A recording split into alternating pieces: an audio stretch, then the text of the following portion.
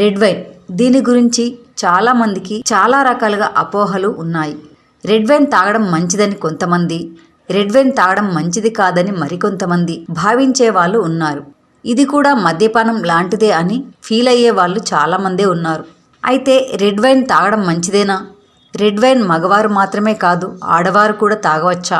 అసలు red wine తాగితే మన శరీరంలో జరిగే మార్పులేమిటి? ఇది మన శరీరానికి మంచి చేస్తుందా, చెడు చేస్తుందా? ప్రస్తుతం ఇప్పుడు తెలుసుకుందాం. అప్పుడప్పుడు రెడ్ వైన్ తీసుకోవడం మంచిదే అని చెబుతున్నారు వైద్యులు. అయితే లిమిట్లో మాత్రమే రెడ్ వైన్ తీసుకోవడం వల్ల శరీరానికి మేలు జరుగుతుందని చెబుతున్నారు. రెడ్ వైన్ తీసుకోవడం వల్ల అనేక అనారోగ్య సమస్యలకు దూరంగా ఉండవచ్చని సూచిస్తున్నారు. రెడ్ వైన్లో యాంటీ ఆక్సిడెంట్లు ఎక్కువగా ఉంటాయి. ఇవి మన గుండె ఆరోగ్యానికి దోహదం చేస్తాయి.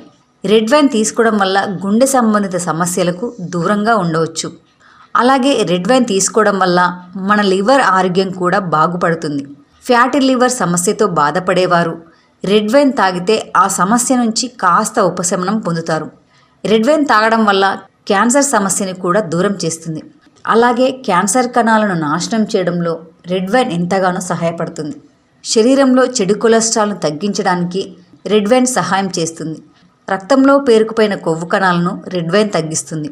దీంతో రక్త ప్రసరణ సజావుగా జరిగేలా చేస్తుంది.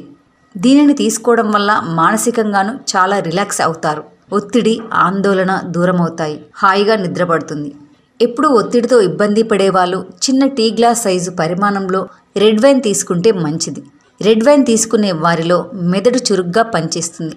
అలాగే దీన్ని తాగడం వల్ల తలనొప్పి కూడా తగ్గుతుంది.